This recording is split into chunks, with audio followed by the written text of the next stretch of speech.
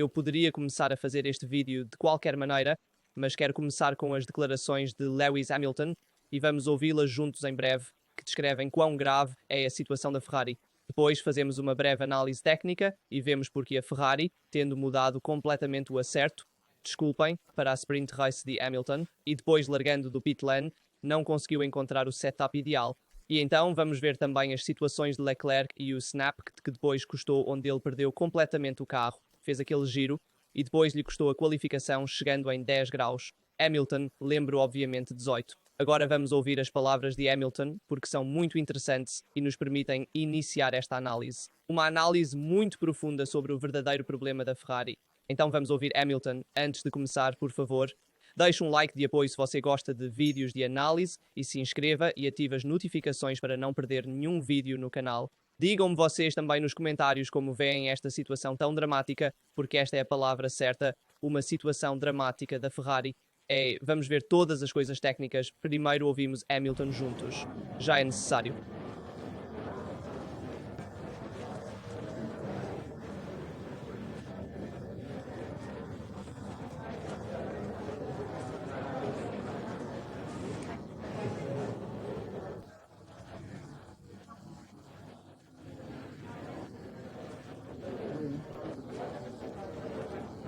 Reconhecer o mérito de Hamilton, que responde gentilmente aos jornalistas e não se descontrola com raiva e frustração.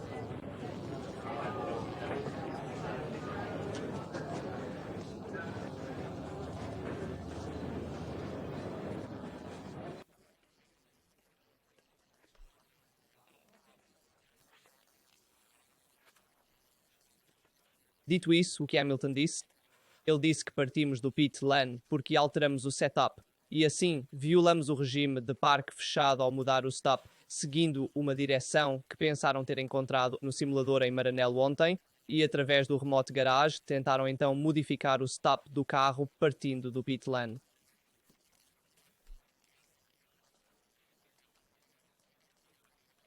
O problema é que o stop modificado na corrida de hoje estava errado, pois vemos porque o setup não funcionou bem para Hamilton e então ele acabou fazendo uma corrida sofrida na sprint race.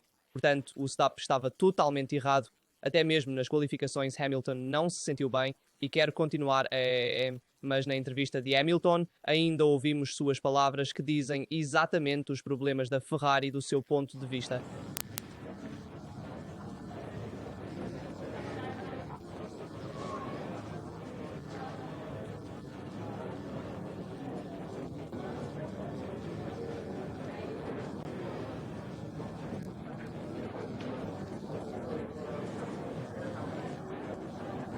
Aqui, Hamilton faz uma descrição perfeita dos problemas da Ferrari de um ponto de vista técnico.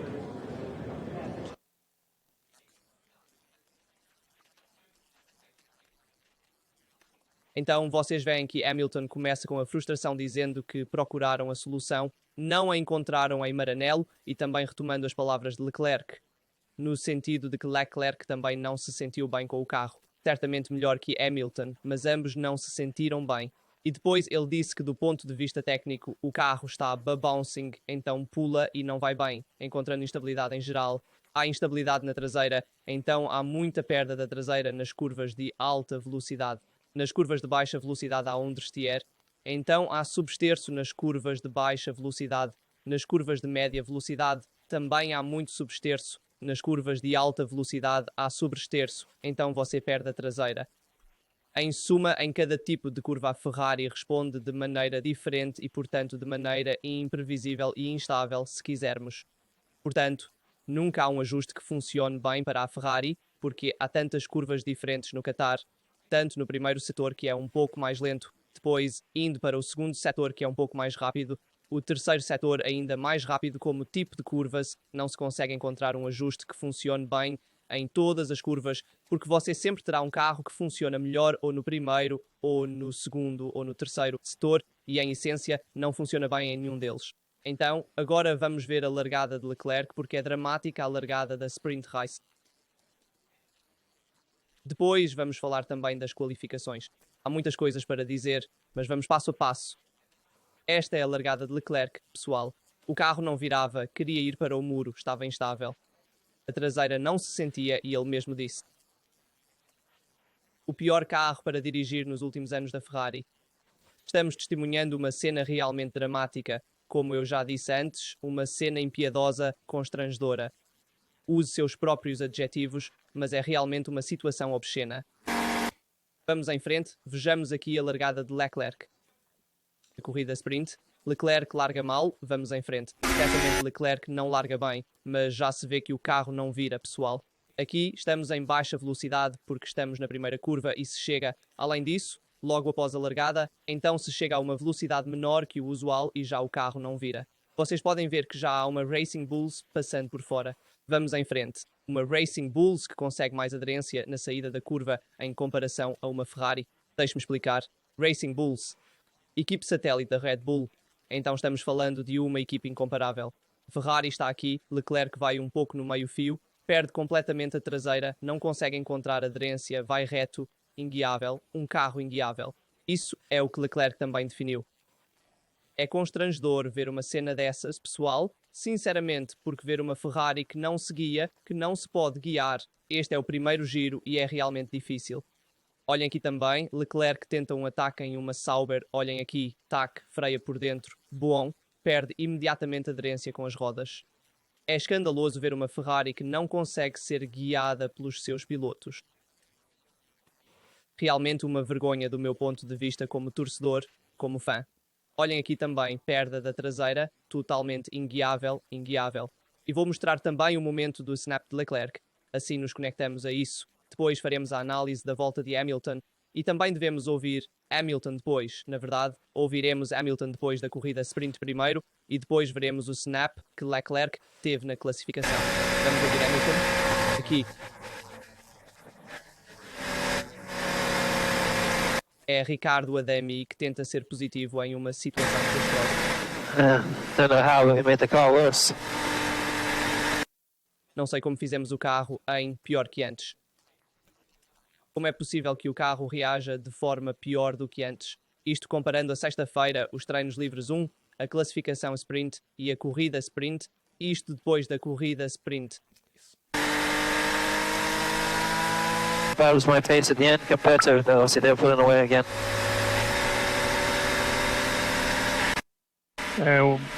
Cars was on a 25.9. Ele pede alguns feedbacks sobre as voltas em comparação com os outros. E é isso, este é o rádio da equipe de Hamilton depois da corrida sprint. Pessoal, uma corrida constrangedora também para Hamilton.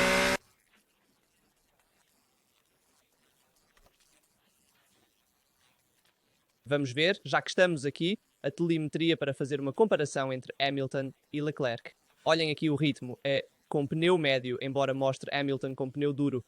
Ambos estavam com pneu médio. Sabemos que durante a corrida sprint houve digamos, problema com os pneus, mas todos usaram pneu médio e a diferença de ritmo fala por si só. Leclerc é a linha vermelha, Hamilton é a linha branca e Hamilton não encontrou ritmo. Leclerc tem um carro inguiável, já vimos antes do onboard, imagine como Hamilton estava dirigindo. E se fizermos uma comparação, eu peguei a volta 16 de ambos, 1.26.5 de Hamilton e 1.25.8 de Leclerc, que são tempos altíssimos, mas olhem Hamilton no último setor, especialmente nessas curvas rápidas, quanto mais devagar ele estava em comparação a Leclerc. Em uma curva aqui, ele teve até 17 km por hora de diferença, 17 com o mesmo carro. Olhem aqui também, ele não conseguia acelerar, pessoal realmente não conseguia em Hamilton. E imaginem que Charles estava dirigindo no limite e Hamilton estava ainda mais em apuros em comparação a Charles. E olhem aqui a diferença, esta é a diferença de ritmo de corrida entre Norris, Verstappen e Leclerc. Norris e Verstappen estavam girando em média 1 segundo. 1,5, 2 segundos mais rápido em comparação, 1,5 segundos mais rápido em comparação a Leclerc. E um ritmo realmente muito lento de Charles em comparação aos outros dois. Olhem a diferença nas curvas rápidas, chegavam a ter 15 km por hora de diferença em favor da McLaren e Red Bull em comparação a uma Ferrari inguiável. Ele andava devagar nas curvas lentas, nas curvas médias e nas curvas rápidas. Nas curvas rápidas ele perdia muito por instabilidade e o tal do oversteer, ou seja, o sobresterço que a Ferrari tinha. Nas curvas lentas também, olhem quanto ele perdia 13 km por hora. Quer dizer, estamos falando de ter uma Ferrari constrangedora. O único ponto em que ele ia um pouco mais rápido era na velocidade máxima, mas realmente fazia pouca diferença. Em uma Ferrari lentíssima em todo lugar, realmente não tenho palavras para ver uma Ferrari assim. Era de se esperar, mas não tão mal assim. Porém, certamente o Qatar. Agora vou mostrar também o layout. É uma das piores pistas para a Ferrari, considerando as características do monoposto. Mas antes de irmos para o layout, vou mostrar também estas declarações dos pilotos. Não sei como pioramos o carro em relação a ontem, diz Hamilton após a sprint race do Qatar. Pensei que iria destruir o carro contra o muro na volta 1. Charles Leclerc, após a sprint race do Qatar, realmente embaraçoso. Vi muitos comentários, até mesmo de vários técnicos que disseram: realmente o carro estava inguiável, é um carro que é imprevisível. E quero mostrar também esta análise muito boa da volta de Hamilton com um pneu macio na classificação. O que se nota claramente é que o carro muda de comportamento com base nas temperaturas dos pneus e também na seção da pista que vai enfrentar. Se vocês verem, olhem aqui, na curva 1, Hamilton não consegue chegar corretamente ao ponto de tangência porque tem substerço. Então tem substerço na curva 1 no início da volta, em todas essas curvas lentas que vão voltar. Então é necessário ter uma dupla entrada de direção. Vocês veem que Hamilton continua a puxar o carro para o meio-fio, mas o carro tem dificuldade para virar. Quer dizer, veja quanto ângulo de direção Hamilton usa neste caso. Esta é uma imagem significativa, representativa, se quisermos. E aqui se vê exatamente todo o esforço de Hamilton neste caso. Então, muito substerço neste caso é no início da volta e se continuarmos. Vamos em direção às curvas de média velocidade. Vê-se que Hamilton consegue fazer o seu monoposto funcionar um pouco melhor, mas a situação também começa a mudar, sempre porque se também temos as temperaturas, começam a subir os pneus em mais de 10 graus e é aí que a Ferrari começa a sofrer de instabilidade traseira. De fato, se temos falta de temperatura na dianteira no início da volta, então substerço na entrada e durante a curva, ao contrário, quanto mais a volta evolui, ou seja, quanto mais avançamos na volta, mais vemos que as temperaturas nos pneus aumentam e mais o carro começa a ficar mais arisco, como se diz, portanto mais ingovernável, mais é difícil de controlar devido à instabilidade traseira. E assim você começa a forçar menos porque sente o monoposto menos seu, sente menos EA nas suas mãos, tem menos sensibilidade nos pneus. De fato, olha aqui, as temperaturas estão muito altas. E aqui nas curvas rápidas, você vê que ele não consegue abordá-las com mais velocidade porque realmente faz muito esforço. É realmente uma situação dramática. Vamos continuar. Aqui à frente se vê claramente. Olhem aqui como ele realmente não consegue gerenciar, entrar rápido na curva porque, de fato, nas curvas rápidas, o carro é ingovernável em termos de velocidade e EA tende a perder a traseira e então se acaba como fez Leclerc. De fato, vou mostrar também Leclerc, tanto a telemetria quanto o onboard. Vamos ver aqui, Charles Leclerc chega nesta seção do circuito. Aqui estamos no Q3. Além disso, já é um milagre que Leclerc tenha chegado ao Q3 com este monoposto. Vamos ver aqui com um carro que Leclerc disse que queria muito focado na dianteira para pelo menos evitar o substerço na primeira parte do circuito. Mas infelizmente essas coisas acontecem. Olhem, vamos continuar. Ele vai enfrentá-la. Você vê aqui que ele chega já perdendo levemente a traseira na entrada. Se vê claramente como ele tenta se apoiar, não encontra mais aderência aqui nos pneus, já começa a perder o monoposto e aqui vai muito para o meio-fio, mas está com a traseira instável e perde completamente o carro pessoal. Aqui ele teve um controle que perdeu, ele teve um susto quando viu Leclerc nessa situação pessoal, mas estamos falando de um carro que vai a 280 km por hora, você o perde assim. Felizmente no Qatar há áreas de escape, mas realmente uma situação embaraçosa para uma equipe de ponta. Eu não via uma situação assim há muitos anos. Me lembrou um pouco a Ferrari de 2014, aquela do Alonso, se vocês lembram que a F14T, se não me engano, essa F14T, e que era inguiável porque tinha tanto substerço quanto sobreesterço. Então, neste caso, podemos dizer que a Ferrari está naquela situação ali, tem tanto substerço nas curvas lentas quanto um sobreesterço exagerado nas curvas rápidas. O problema é que Leclerc, querendo tanto a aderência na dianteira, então tendo mais, digamos, aderência, aumentando também a inclinação e o digamos. aumentando também a aderência que quer ter na asa dianteira, então acaba perdendo muita aderência na traseira. Ou seja, ao carregar muito o dianteiro, você acaba perdendo o traseiro. Você não pode ter tanto ângulo, tanto flap na dianteira, como se costuma dizer, porque depois você perde muito o traseiro, como aconteceu neste caso nas curvas rápidas, especialmente quando há temperaturas muito altas nos pneus, na última parte do circuito. Então, isso do ponto de vista técnico. Quis fazer um breve resumo dos problemas de Charles. Isso nos mostra também a telemetria relatada por Federico Albano, que também menciona os dados do teste acústico de Leclerc, uma coisa assustadora pela velocidade. Será preciso coragem para acelerar novamente naquele trecho, de fato. Depois vimos Leclerc na qualificação, que ficou em 10º, teve muita dificuldade, estava com pneus usados. Falaremos sobre isso agora, mas realmente é uma situação dramática. Piastri, depois Norris, depois Verstappen. Esse é o resultado do Q3 das qualificações para a corrida de amanhã. Uma McLaren que dominou, voava realmente muito rápida, especialmente nas curvas rápidas. 1.19. 3 foi a pole de Piastri. Piastri parece estar mais em forma neste fim de semana em comparação com Norris e Verstappen não tinha mais. Verstappen não reclamou de problemas no carro durante a qualificação porque o carro não tinha problemas. Se quisermos, ele teve alguns problemas no downshifting, ou seja, na troca de marchas, mas Max sempre sente que o downshifting é um pouco mais mecânico e não tão fluido.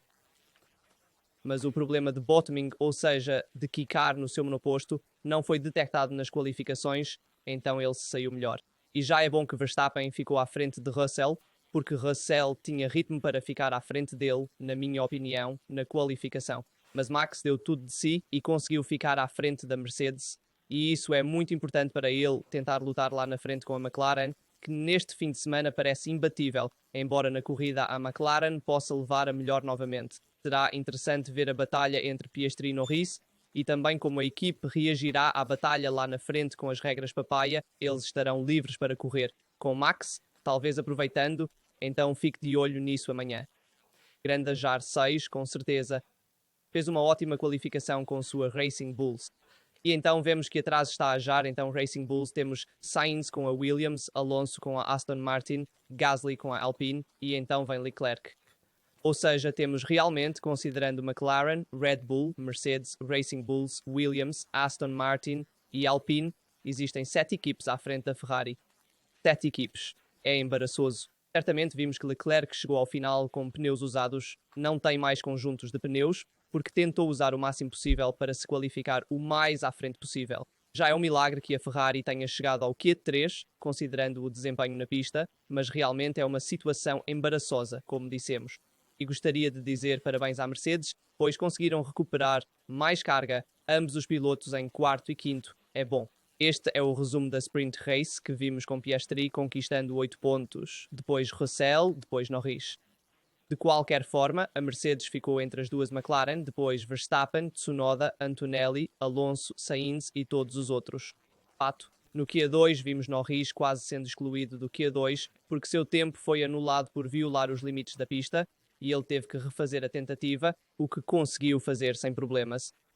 Mas já vimos alguns pequenos erros de Norris que ele comete aqui e ali, como sempre, mas Max não consegue fazer a diferença porque a McLaren, neste momento, é claramente mais forte. Vou mostrar a diferença aqui.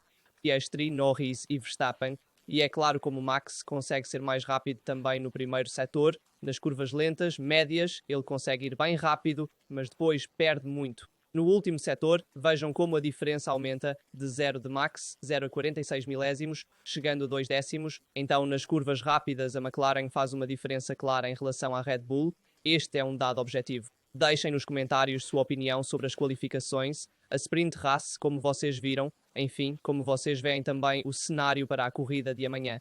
Situação na Ferrari realmente desastrosa, gostaria de repetir, mas infelizmente espero que agora esta temporada termine o mais rápido possível para que possamos nos concentrar em 2026. Consideramos também o fato de que a Ferrari não atualiza o carro desde este verão, devemos levar isso em consideração. Esperamos que 2026 seja um bom ano, porque realmente não se pode continuar assim, é uma situação dramática, no mínimo. Muitos disseram, é verdade que a Ferrari vê a Fórmula 1 como muito marketing, mas é preciso voltar a acelerar, a vencer, porque senão, depois, até os fãs se cansam dessa Ferrari tão em dificuldade. e ter um 7 vezes campeão mundial dirigindo um carro assim, tendo Leclerc que pessoal, ou seja, meu coração dói vendo essa imagem aqui realmente de Leclerc girando, ou seja, fato, até o Charles merece um carro vencedor, caso contrário, ele também faz bem em sair da Ferrari, porque se continuarem a fornecer carros inguiáveis, eu também me cansaria depois de um tempo. Então esperamos que 2026 seja o ano certo. Não tenho mais nada a acrescentar. Dito isso, pessoal, lembro vocês de deixarem um like, se inscreverem e ativarem as notificações se gostarem dos vídeos do canal, todas as análises. Vamos ver a telemetria, vamos ver obviamente os onboard e também dou a minha opinião sobre todos os temas que discutimos todos os dias. Então é isso do Rasta, nos vemos no próximo vídeo.